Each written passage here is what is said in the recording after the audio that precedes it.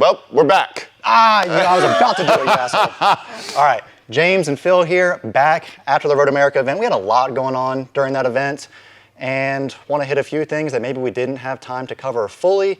Yeah, how did that event go for us? So, first of all, thank you, Phil Nostache, which is the new version of Phil, but like 10 years younger without that mustache. So anyway, welcome to the show. Yeah, that was a change this week. It was, I'm still getting used to it. It feels a little strange. So am I.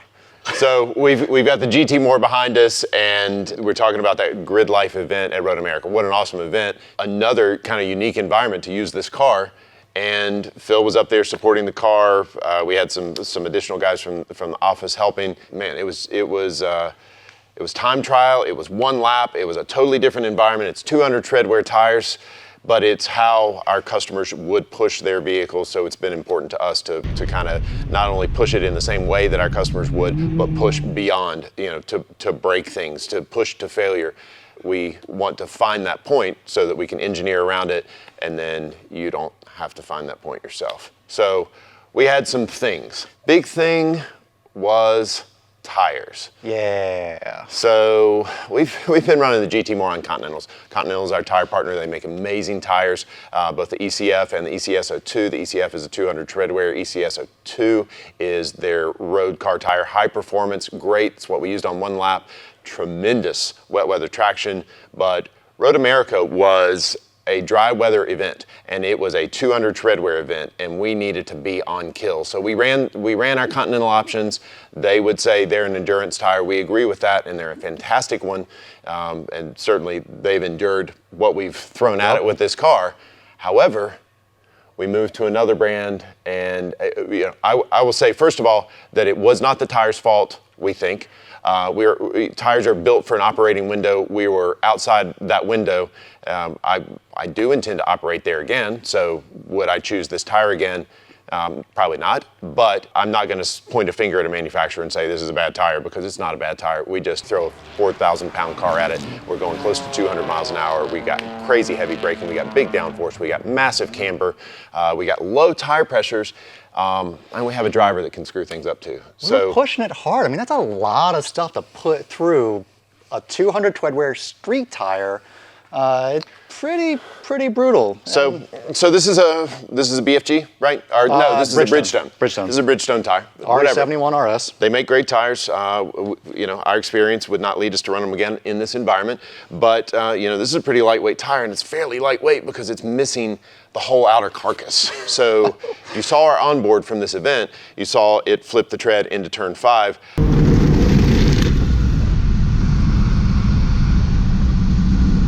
That was actually the second time, and that's this puppy where it flipped the whole tread. We've got another one back here which flipped like a third of it.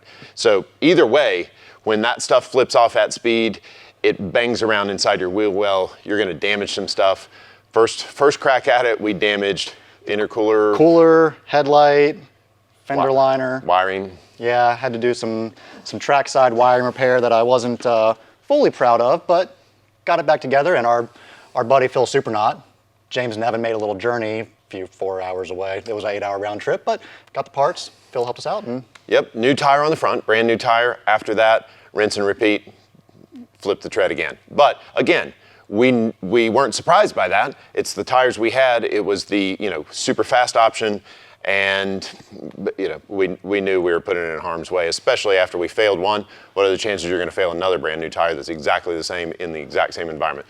Pretty high, but we accomplished what we needed to, which was a lap time and a win at the Gridlife event. So it's a casualty, but we expect those. Yeah, took out a few more things the second time though, because you ripped that entire tread off. James is good at wrecking stuff. Sometimes. But ended up damaging the bumper, fender, some other things, so we have a little bit more work to do. Our buddies at Souvenir Motorsports helped us out with a fresh front bumper. They also helped us out with the hood on this thing and the diffuser on this thing. So that hood is a CSL replica. It's an aluminum hood versus that super expensive carbon version on the GT4 car. Otherwise, pretty similar to that. And new front bumper installed with a couple of other GT4-ish tricks. What we have down here, the inserts, which are ducts from the GT4, and for the GT4 of this era, those feed the brakes. For us, We have them cooling the turbos. So on the new GT4s, the G82 GT4s, there's a hose that comes up over the engine and routes right over top of the turbos just to get some fresh air to those things. So much heat's produced on these turbo cars. So saw that and like, well, we can integrate that. And then also, trans temps, when we're pushing this much power, this much abuse, it can get tough to keep the trans in check. So a little fresh air can't hurt there. So we have the other side routed to feed some fresh air to the trans. Yeah, couple of new GT4 tricks thrown at the car with an opportunity to replace a bumper. We sell these things. If you need them, reach out. Also body related, on the back of the car, people have asked about the wing. So it's same wing, same big GTMore swan neck wing, but with a difference, right? Yeah, the difference is we had to push the thing forward about 5 inches, and we were able to do that simply by just modifying the wing uprights. So you can see this is, we call them the tighter uprights, but they just shift the thing forward and allow you to fit within a rule set. There are a number of rule sets that paint a box around the car of can't have any aero devices going beyond 5 inches of the body line, and that is how we're able to accomplish that. So it's a time attack thing primarily, and the question is, are you going to have those available? Of course we do. That's why we designed this. That's why we do this stuff. So yep, not on the website yet. If you want them, give us a call. Like everything on this GTMore, it's all in the works, in production. We're getting there. Yep. Moving around to the front of the car, going to talk about a few engine power things. We've got a few different tunes on this bad boy that we played around with, and we were turned up pretty hard at Road America. I'm told not to quote power levels anymore because I always get it wrong, but Phil would say we were making 700, 750 at the wheels, so spicy. We have a built motor in this car to be able to take it, so it's forged rods, forged pistons, nothing extreme, but that's what it takes to add the big power. And of course we had good fuel. So speaking of fuel, and we talked about the heat of the car, we do have some options for the future. I think we've already well eclipsed what is a street track car with this project. Scope creep. Yeah, well, it'll happen. So in the pursuit of breaking things and doing things that our customers would do or pushing limits past so we can find that hard limit, certainly temperature is a thing, but seemed well managed this weekend. It's a time attack type environment, so you've got to get quick laps fast, and everything held together for those short sessions, those short runs where the tire was at its peak. But we're aware that temperature's a thing. If we want to make more power, there is meth injection, water injection. E85 helps with cooling things, port injection, various things that can help just cool a cylinder and bring those intake temps down. All stuff we're experienced with, can do. If you need it, reach out to us. The guys at Motive have multiple tunes for this car, tunes for that stuff as well if we need to, but beyond the scope of what we're trying to do with this car for its remaining life. Yep. Some other issues we ran into over the weekend was the intercooler expansion tank. We've gone through a couple of those things now. It's a tricky part, because it's a plastic piece, it has a plastic weld, and we're throwing huge heat at this thing. And by the way, it sits back there in a very hot part of the engine that's not currently cooled, although we're piping some cooling back there. We've pressure checked the system, so we know that the intercooler system is not losing pressure, so it's not a component failure, which, by the way, it's got this super nice C&R cooler on top. Upgrading to the C&R from the stock stuff, that's one of the issues that we had in the GT4 cars with that stock top mount cooler. Having a more robust part is important. And speaking of more robust parts, we're talking about that stupid overflow tank where you fill this system. Always vacuum fill, that's super important. You're not gonna get this thing bled properly unless you vacuum fill. But like many things that we have on this car, we understand this is a soft spot. We got stuff in the works, we'll have it at some point. We break the parts. So you don't have to. Two-way canisters, which are currently loose from the car. Well, going back to three ways. Oh, going back to three ways. That's why they're loose. James is over here looking at them like, why are these things loose? Well, it's because MCS makes those quick disconnects, and we are going back to three ways because the rules allow it for the future things that we're doing with the car. But while we're still on the two ways and talking about two ways at the event, it's a great tool for the job. We made shock adjustments. We made camber adjustments. Camber adjustments, super fast and easy. Super fast. This little pill system with the GTMore camber plates, derived from the GT4 system, just allows you to just swap them and change them in little increments. Yeah, easy swap. You know exactly what kind of camber you're going to get, and you know it's going to stay there. So the pill system made that super fast and easy at the track.